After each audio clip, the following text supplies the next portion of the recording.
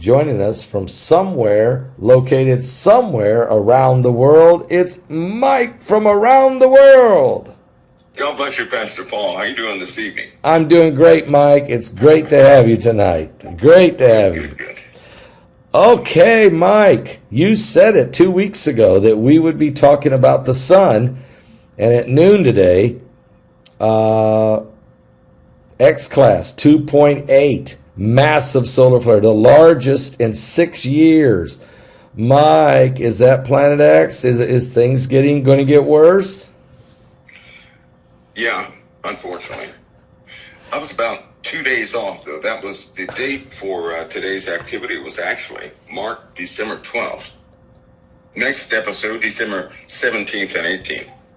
And, of course, December 23rd, December 25th, or 26th, January 4th, and January 11th, January 21st, or 27th.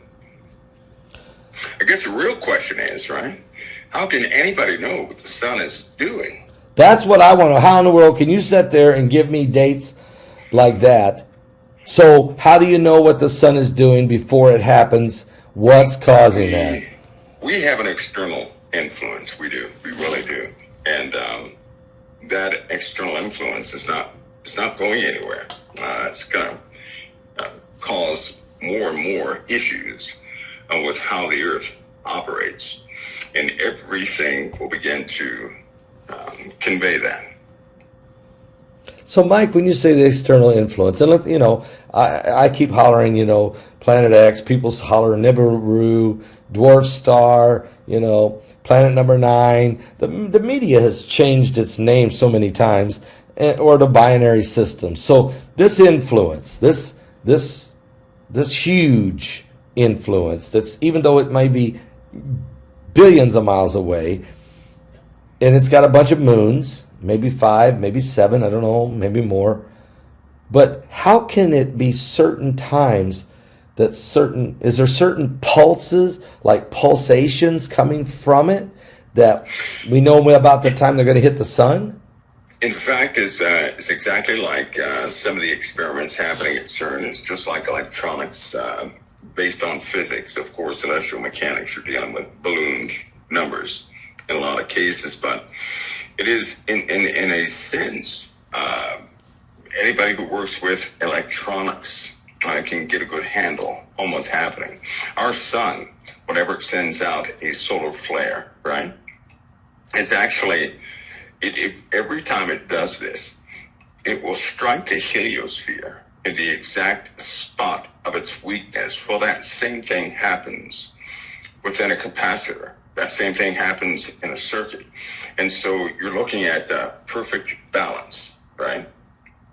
And so with external influences, you're going to have a weakening of the greater magnetic ball around this solar system, right? And it's going to begin to pull in a specific direction. The solar flares of the sun will become more and more precise as far as a general location they're going to cover. And of course, in that power or energy exchange will begin to take place, a photonic exchange. That will become more prominent. People will begin to, it's going to affect many things on Earth, many things. And CERN is that, they're working at breakneck pace to mitigate certain things because they know what's happening. They know the history. They know what all the archaeologists have dug up. They know these things. And so they're going to do everything they can do to mitigate certain things we're going to face. So you bring in CERN, which is great because that's one of the questions. Matter of fact, tonight here in North Carolina, we had 19 people that gathered with us for a wonderful meal at the Cracker Barrel, and I asked them all, I said, if you had a chance to ask right now, Mike around the world, a question, tell me now. Well, it kind of stunned them all. There was only 2 or 3, I think, that actually could come up with a question on the spot, but they all said when they watched, they wish I would ask certain questions. Well, one of them said, is there anything going on at CERN? So you bring CERN up now. Are you saying that CERN, they're purposely weakening our magnetosphere Even though they No, know, not purposely. but they know about this binary system, though, right? Right, right. They know about that. So what are they going to try and do? Save themselves, right? Everything they're doing right now is trying to save Are themselves. you serious? Just you keep that mindset, Okay. and you'll begin to see many things will begin to make sense, and they will take away from the general populace or do whatever they have to do to save themselves.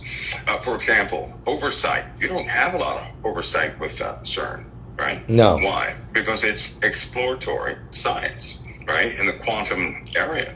So who's going to come up there? What civilian is going to say, hey, you can't do that because of this? Right? There are no determinate factors or consequences people can name that are scientifically based and proven that people will face, and so there's little to no oversight, right? They're going to continue to do this. That's just like some of the chambers they were building. They needed to know the precise happenings of our atmosphere, and so they replicated, you could say, the atmospheres of Earth in a chamber. And this was a mandate. They had to know what would absolutely take place, how long certain processes would take. I mean, they have it down to a science. Why? Because they know what's coming. Pastor Paul, we discussed this, what about 10 years ago, I think it was, and about, or somewhere along those lines, concerning CERN and what they were trying to do and how they had to know about the atmosphere because conditions of the Earth are changing. Right now, for example, do you know that a severe drought has struck? They're not telling the numbers. These meteorologists who work are given, they have certain things they cannot discuss. They can't talk about them. And right now, the water levels are disappearing all over the place, although we have, rain and snow. But the water levels are leaving, and salt water is starting to take its toll, right? Starting to come in where other water did exist. It's going to be real bad this summer, extremely bad this summer, right? So people are going to have water problems. Do you think they're going to talk about that to anybody? No, right? No. I wouldn't be surprised about 5 years ago. Now, this is just my observation. Normally, when the Lord impresses things upon people, it's always about 5 years before something happens. And I can almost guarantee 5 years ago, people were wondering and having dreams and intuitions about water, something with the water, and that they were pressed to make sure that they have water, right? And I know it's just that because we're running into a time now where water is going to become one of those commodities that are highly regulated, right? Right. It will be. And the something's going to happen to the water. That is bound. Something's going to happen to the water. We live in a society now where terrorists are running all over the place, but there are different types of terrorists, right? Something's going to happen to the basic things that we utilize, unfortunately, right? It's just naive to think that nothing is going to happen like that. It will, and people are going to have to face that. Now, hopefully, everybody did their homework according to what the Lord gave them an unction towards concerning water, so that they can continue to get water even in troubled times. When you bring up the water and the saltwater intrusion, these are things you have talked about probably for about 10 years. We did a webinar where you actually showed us a map of what the Earth, what America could kind of look like. And that's a map that went back all the way into the Navy in the 1960s, but it's been altered some to when you brought out a really good one. You've talked about intrusion. You've talked about the binary system, the volatility of the sun. We've talked about droughts that are going to be unbelievable. Yet we're going to have massive flooded rains and rain bombs. And then, so is all of these things, and there are biblical scripture that backs it, but are all of these things, they're not, there's no way to stop them, is what I'm hearing. There's no way to really stop it. No, it's part of a process we're going to have to undergo. And that's just the beginning portions of it. The rest is, a complete, can you imagine humidity all over the planet at about 10%? That's crazy. But we also live in a time where all these mysteries, they're not going to be mysteries, Pastor Paul. They're not. All these like UFO topics, aliens, secret machines, and this, that, and the other, all that's coming out into the open. They're not going to care to show anybody this stuff because everybody's mindset is changing, right? Right. And, I have to put some of this on CERN, I do, because they're tampering with what people would call dimensions, right? Now, God put things in perfect balance. Anybody who studies physics or electronics, they're in the engineering side, they understand that everything is in perfect balance, right? If you go pull something out of a demonic realm, then something else is going to have to fill that void. You can't empty out anything God balanced. And if anything comes out of this realm, going into that demonic realm, something is coming back to this realm. Every time they run these experiments, kind of like that PowerPoint that I gave you a long time ago. Yep. It will begin to change human behavior. And what have we seen since that time, right? Right. It's been a time of darkness spreading in the minds of so many people. It's almost people are they are nuts. People are nuts. And they can't see. They cannot see that they're not sober, right? They can't see that. So it's a dark influence in the earth right now. It's about to get a lot worse because this inbound thing, this binary star, is not coming by itself. And we're not talking about forces of physics, right? Some of the language when people discuss spiritual things, a lot of novices have tried to look into it and become experts, but they haven't come from that side of existence, right? And so a lot of people think they know about the spiritual realm and this, that, and the other, but in the quantum area, you start to learn a lot about this other realm, these what they call dimensions. I would call it part of the bubble. And I reference the bubble because something is wrapped around this planet, right? Right. That is very difficult for, let's just say it's a spiritual bubble. And it's almost like we're surrounded by demonic entities and evil influence all around us. And outside of that, who knows what that is, but we certainly have a dimension that they're pulling things from. We're talking about energy that could fit in a sugar cube, right? That could power a city. This is what they're pulling out. That's crazy. I know you brought that up before. I mean... Yeah. Well, reports are going to come out now that one of the major things is anti-gravity. Yeah, That's coming out. The reports are coming out. The proof of concept is coming out. The prototype machines are going to be shown. We're talking about real anti-gravity, right? Not magnetism, not that stuff. But what they're really tampering with, Pascal, is utilizing all this material that's wrapped around us. They found out how to reorder it, right? Let's just put it that way. So in essence, when you live every day of your life, we see fish swim. We're doing the same thing, right? We just don't recognize the fluid around us. Okay. We've learned how to utilize that fluid. Okay. Right? So I see the concept. I see it. So they've learned how to utilize it, and this fluid is everywhere. Is it plasma? Everywhere. Now, are you talking dark matter, or are you talking plasma? This is more in line with, I wouldn't call it dark matter. I know they called it that at one point. Well, I guess for the sake of conversation. Antimatter. You could call it dark matter, or let's just say matter that's in the spiritual realm. Okay. Right? So that spiritual realm means a realm we can't see. Right. So these guys are tampering with some real, I think that people at the Pentagon call it voodoo. That's what they call it, voodoo. They call it voodoo. They call it voodoo at the Pentagon. And what is it? Because it's something they can't deal with, or is it because it's scary to them, or spooky, or what? Oh yeah, it's spooky. It is spooky, and that's one of the descriptive words in that too, right? But they call it voodoo stuff is what they call it. Okay. Because you can't really explain it, with the things that we're used to. So they're utilizing this. This is why this UFO stuff is coming out. Well, one reason why. But they're not going to hide this stuff because they're going to start utilizing it. Why? Because the Earth is changing very fast. Right, it's changing fast.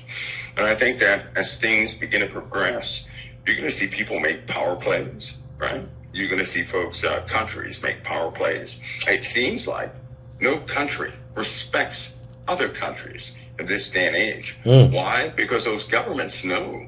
They know things they haven't discussed with everybody, right? If they can't release, for example, they can't release certain classified things in one country and not expect everybody else to know it because we have the internet. Right. So it has to be a international co-op type release.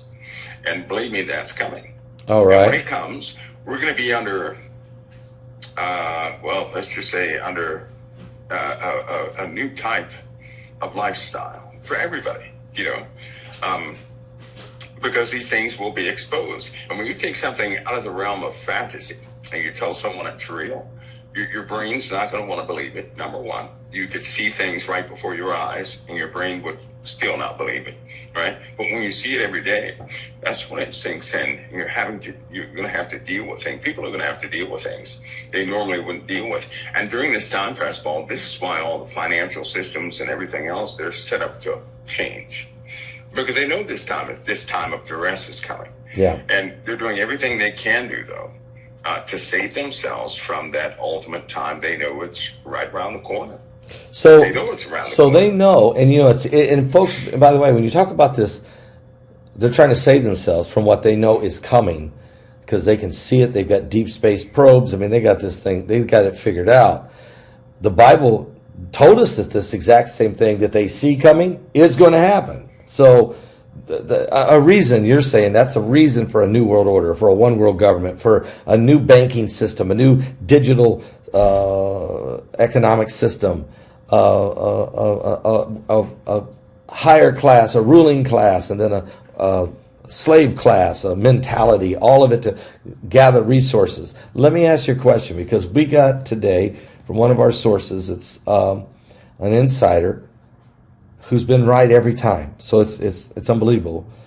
This individual sent us a info today to say, hey, look, you need to know, and you can run it by Mike. China attacked an abandoned U.S. base in Alaska. They thought the base was abandoned. Apparently, we have troops there, hidden or underground or whatever, and so they're involved in a shots fired, an altercation between Chinese and American troops in an abandoned military outpost or base in Alaska. Is there anything, Mike, that you can say about that, or anything that you know? Well, Pastor, there's been a lot of incursions lately. Okay. A lot. And it's only a matter of time before certain hostilities beyond political speech and talk kind of spill over into the public's eye. Now, with this, if that incident is real, because I can't say anything about that. All right, I get you. Right. Because something like that that would be used for leverage. That would be used for propaganda. That would be used for a million things. So, but keep in mind those things, just like that, they happen more often than anyone knows. And this is just in the last year. It's been happening like that. Okay. More than anybody knows. Okay. And what I'm saying is, you could be in a town. For example, you could be in a town, and possibly you notice a police chase with armored vehicles you never saw before, but you'll never pay attention to who they're chasing. Right. Those things have happened already. Everybody knows those balloons came right over the USA. Exactly. Everybody knows that. So even before, why did they didn't send those balloons? Because somehow their GPS was messed up. That's a GPS guided system. Right. That's a GPS guide. That was part of something else. Well, let me ask you, before you say it, and real quick, and that is, would they have ever told us about it had this photographer in Montana hadn't spotted it? They'd never told us, would they? Well, there would have been, 12 more. Oh, see? 12 more. 12 more.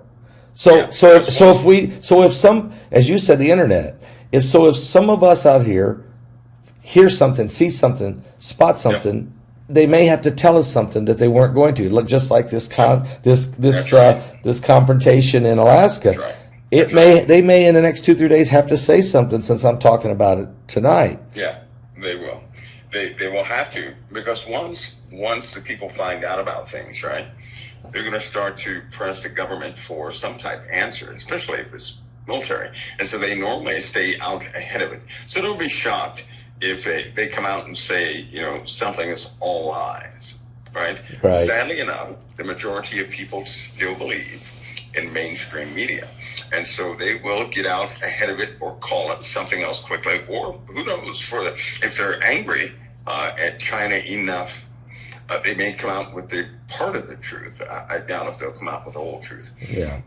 Okay. But those things, Pascal, they're happening more often now. Okay. Than not. And I'm talking about the USA and China and the Koreas, right? The Koreas. Ah. The Koreas. The Koreas. The Koreas. The Koreas.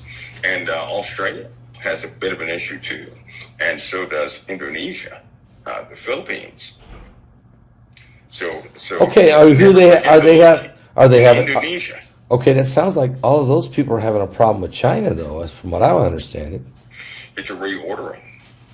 It's a what? Reordering is going to take place. Everything is going to be reordered, right? There are alliances linking up right now, right? Yeah. Now, they only needed some sort of a trigger, some common cause to get behind to solidify some of these alliances.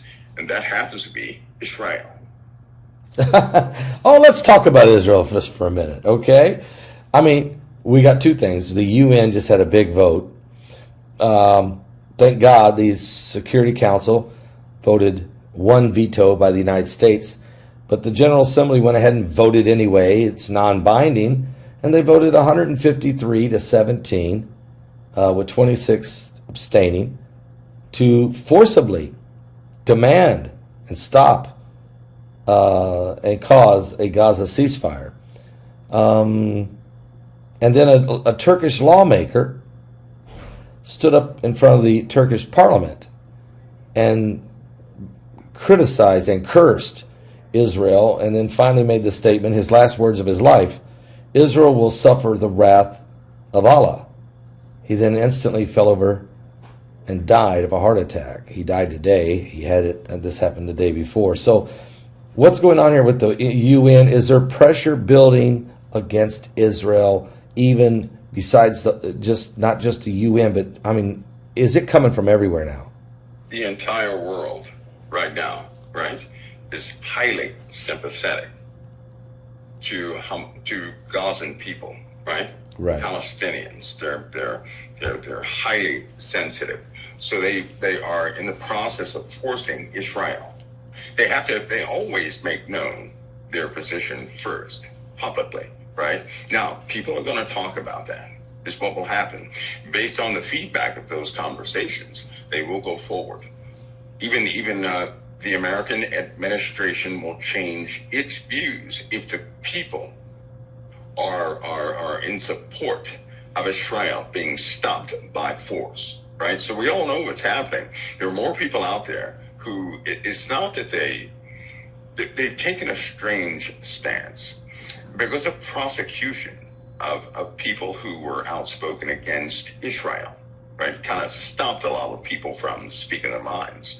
But we all know that people they're tired of, they call it senseless fighting.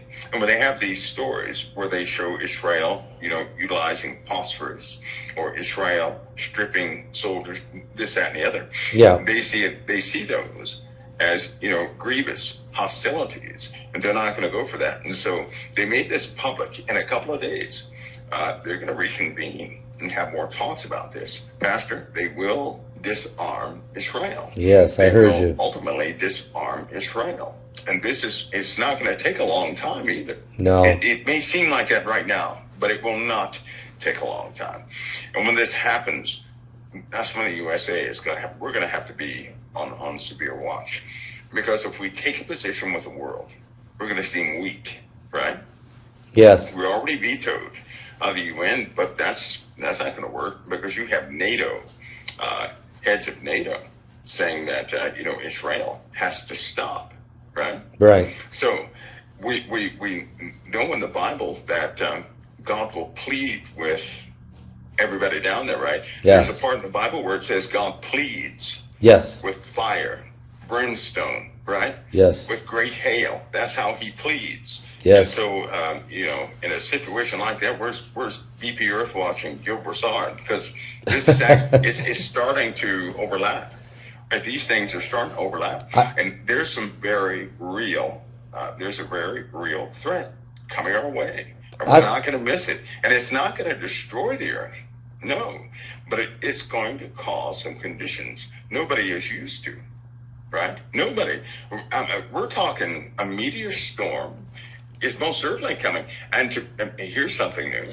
Not only is one meteor storm coming, but another one is coming right behind that one. So the secondary storm is about what they say about a 5-year gap in between these storms, right? So who knows who's going to make it through this second storm? A couple things you said. We're going to need to hear what BP Earthwatch and a guy like Gil Broussard have to say. You just actually, in my spirit, just jumped when you said it. Probably I need to have a webinar, maybe a small BP Earthwatch, Gil Broussard, a couple more, just the top 5 or so, to really bear into this binary system situation with the sun and the effects on this planet and the sun. I think I better do it. I mean, you're throwing dates at me right here that's serious. So we're in a danger zone. Now let's talk about these meteorites, because it's 2025. I mean, we're going to have this meteor storm. We're already seeing more and more and more and more asteroids going by. So what happens when we get into it? When is this going to happen? Is this 2024, 2025, 26? What do you see? There is no, we're looking at you're actually looking at a situation, passport where dates are not going to do people any good. Here's what's going to happen. Okay. Right? Okay. We're going to have some example incursions that tear up some stuff, right? I wouldn't say a large loss of life, but there will be a loss of life.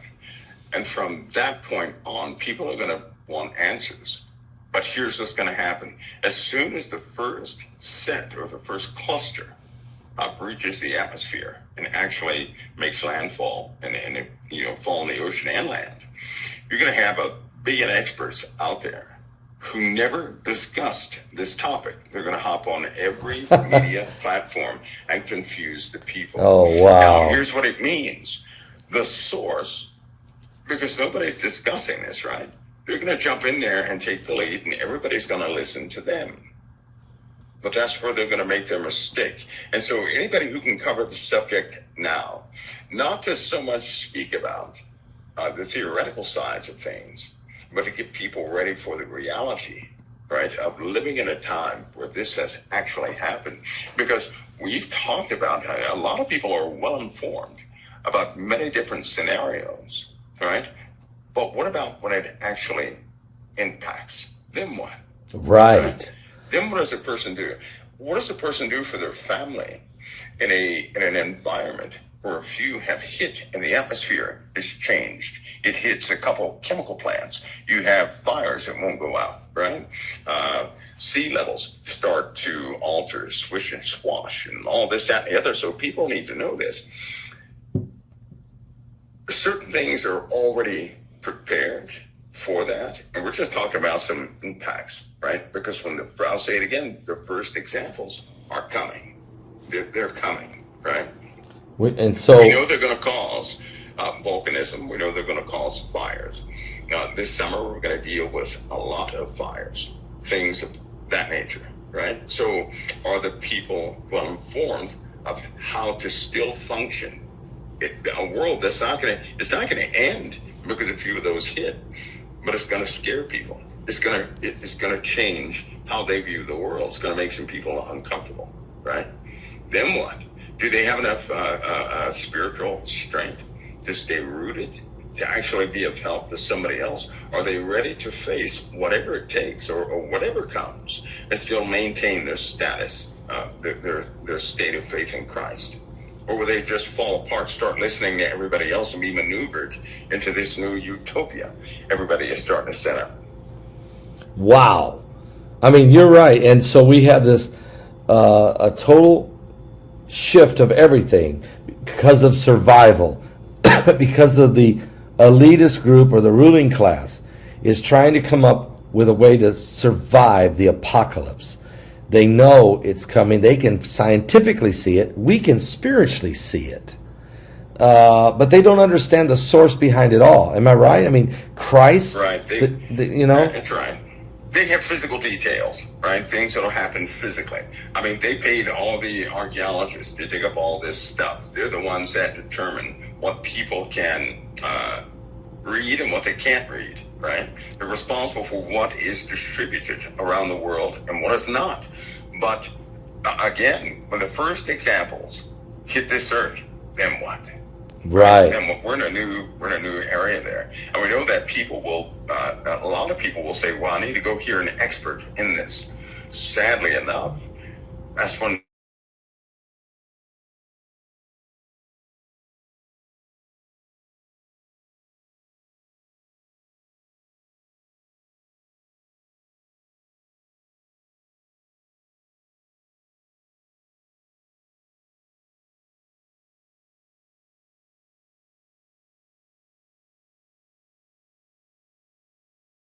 The weirdest thing I've ever seen. All right. All right. I guess we're back. Let's see. Coming back. Yeah, we're back. This is. I've never seen this. Hey, I shut a computer off. You know when you shut it, it's still on. I mean, when we're back, they're saying we're back. So we're back. Okay, so Mike, is that even possible? Heidi shut it manually down. The entire computer goes off. That means whatever programs you're running, that's over. It's over. But no. Well, evidently not. I guess not. Well, anyway, Mike, where were we when we got thrown under the bus? Well, I think we were talking about the necessity of covering the topic. Okay. Of living in that or occupying in that environment where these incursions begin to happen. We talked about the sun, of course, losing its hydrogen and the photons being sucked out of it at a certain point. People are asking about the 3 days of darkness, which did happen in the days of Moses in Egypt. That's not. I don't know if that could even happen. Can you help us on that? Well, you know what? There's a. I had a dream in before any of this, before Council of Time, before any of this stuff, fastball. Okay. And I found myself in darkness, right? I mean, it was dark. It was super dark. And I heard people saying, ask Mike, how long is this going to last? And a voice spoke to me and said 37 days, right? 37. Here's the funny part. Before any of that happened, before I was in this blackness, this darkness, I heard a trumpet. But here's the odd part. This trumpet penetrated down in my bones and everything else. Now, this was before I had this level of heart for Christ. Okay. This is before any of that. Okay. Right? Yeah. And people, I could never understand why people were asking me to tell them when the darkness would go away, right? But they did ask, and a voice told me to tell them 37 days. 37 days. People were scared, but it was absolute darkness. I mean, it was absolute darkness. So concerning 3 days of darkness, I have no idea. But concerning the 37 days, I have that one reference that really disturbed me, right?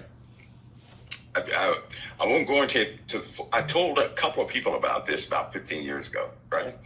And I even used a name that nobody used. The name that people use now to refer to me, I told them before I ever spoke to you, Pascal. And you gave that name, remember that? I know. That's wild. That's why. Well, you saw me. Those people know that. They know that. They know. They know that. And so there we are with that one.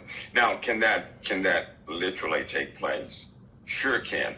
because in a binary system, there comes a point when the colder star begins to exchange power or energy with, the star you can see, and there is a photonic exchange, and it begins to essentially refuel itself from the bright star.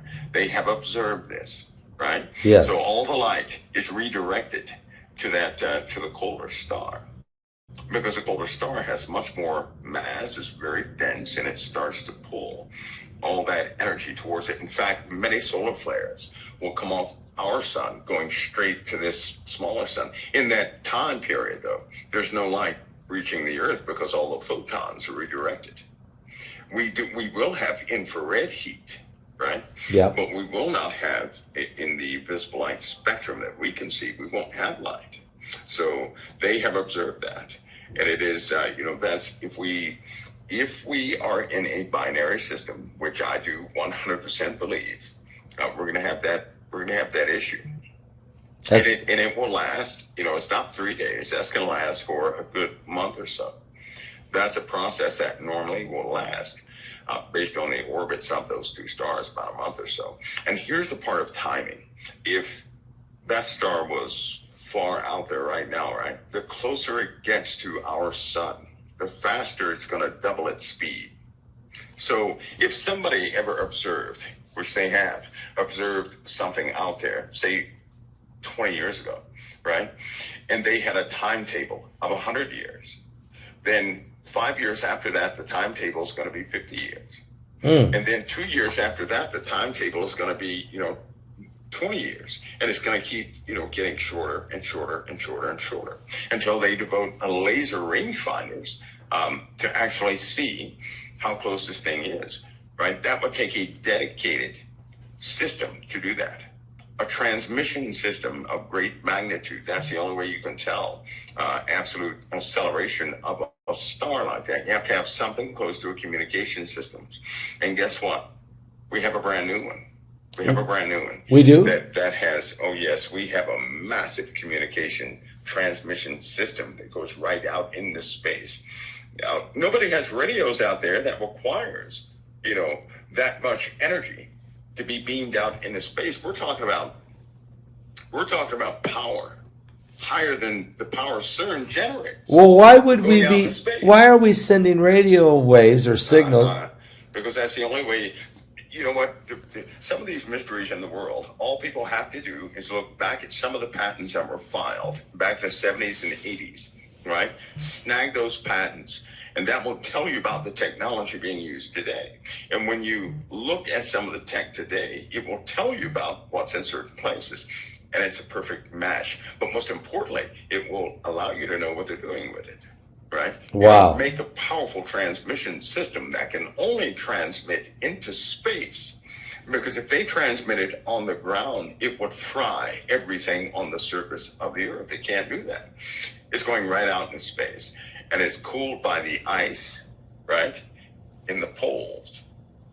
That's how it's cooled, by the ice in the poles, which, by the way, is melting at an alarming rate. This machine is melting that ice every time they use it.